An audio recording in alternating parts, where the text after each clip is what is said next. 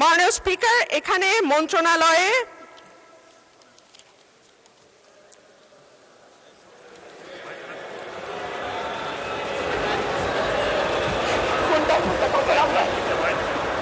মাননীয় স্পিকার ওনাকে পেয়েছে, ওনাকে তো পাবো না।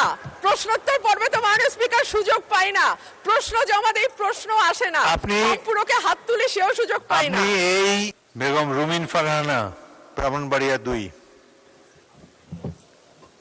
মাননীয় স্পিকার, এখানে তো আমার বলার কথা ছিল না, যাই হোক বলি। মাননীয় স্পিকার, মাননীয় স্পিকার, পানি সম্পদ মন্ত্রণালয় নিয়ে কথা হচ্ছে। মাননীয় স্পিকার, আমাদের পানি সম্পদ মন্ত্রণালয়ের যিনি মাননীয় মন্ত্রী আছেন, মাননীয় সদস্য যখন আসবে, আপনার টার্ন যখন আসবে, পানি সম্পদ মন্ত্রণালয়ের টার্ন যখন আসবে তখন বলবেন। এখন দয়া করে মাননীয় স্পিকার, স্থানীয় সরকার মন্ত্রণালয়। ধন্যবাদ মাননীয় স্পিকার। মাননীয় স্পিকার, স্থানীয় সরকার মন্ত্রণালয়ের যিনি মন্ত্রী আছেন ওনার কাছে আমার প্রশ্ন যে আমাদের স্থানীয় সরকারে যে নির্বাচনগুলো হবার কথা ছিল, ইউনিয়ন পরিষদ, উপজেলা পরিষদ, এই নির্বাচনগুলো কবে হবে? আমরা দেখেছি ইতিমধ্যেই প্রতিটি জেলায়। মাননীয় সদস্য এক মিনিট জেলা পরিষদে। মাননীয় সদস্য, এখন তো প্রশ্নোত্তর পর্ব চলছে না। মাননীয় স্পিকার ওনাকে পেয়েছে, ওনাকে তো পাবো না। প্রশ্নোত্তর পর্বে তো মাননীয় স্পিকার সুযোগ পাই না, প্রশ্ন জমা দেই, প্রশ্ন আসে না, পুরোকে হাত তুলে সেও সুযোগ পাই না। আপনি এই দাবির উপরে বক্তব্য রাখতে পারেন, কিন্তু তাহলে পানি সম্পদ মন্ত্রণালয়ের উপরে বক্তব্য রাখার সুযোগ পাবেন না। আপনি এখন বলবেন না পানি সম্পদ মন্ত্রণালয়ের উপরে বলবেন? মাননীয় স্পিকার, এখনই বলি, আবার কখন সুযোগ পাই বলা তো যায় না। Please go ahead. আমরা জেলাগুলোতে দেখেছি জেলা প্রশাসক নিয়োগ করা হয়েছে। আপনার সময় 3 মিনিট। এবং প্রতিটি জেলা প্রশাসকই দলীয়ভাবে মনোনীত।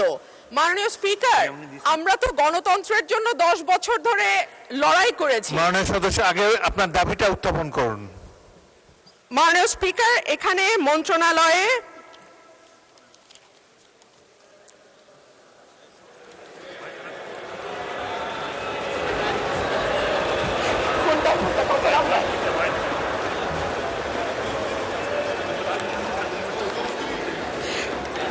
দাবি নম্বর 1,809,56,10,00,000 টাকার মঞ্জুরি চেয়েছেন মাননীয় মন্ত্রী।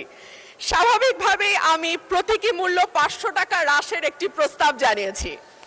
মাননীয় স্পিকার, আমার আজকে 25টা প্রস্তাব ছিল, 25টাতেই আমি নাম দিয়েছিলাম, কিন্তু আমাকে সকালবেলা জানানো হলো একটার বেশি বলা যাবে না।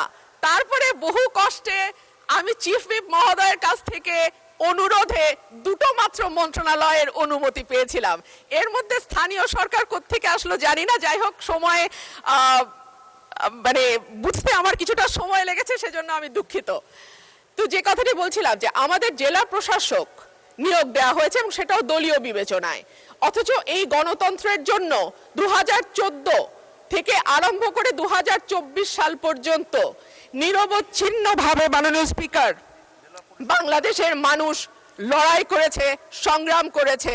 কিন্তু এরপরে যখন আমরা দেখি যে স্থানীয় সরকার নির্বাচনগুলো এখন 4 মাসের মতন হয়ে গেছে, সরকার গঠিত হয়েছে, এরপরেও কিন্তু আমরা এই ব্যাপারে কিছু জানতে পারি নাই।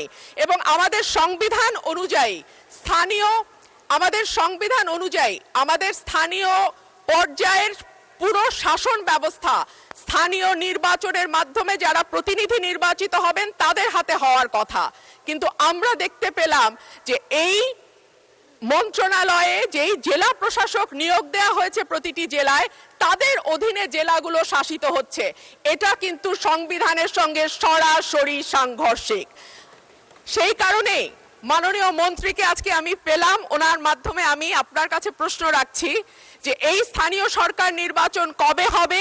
সেই নির্বাচনে কখনো আমরা শুনতে পাচ্ছি যে নিষিদ্ধ ঘোষিত আওয়ামী লীগ অংশ নিতে পারবে, কেউ বলছেন পারবে, কেউ বলছে পারবেন না, কেউ বলছে দলীয় প্রতীকে হবে না বলে যারা ক্লিন ইমেজের আছেন তারা পারবেন।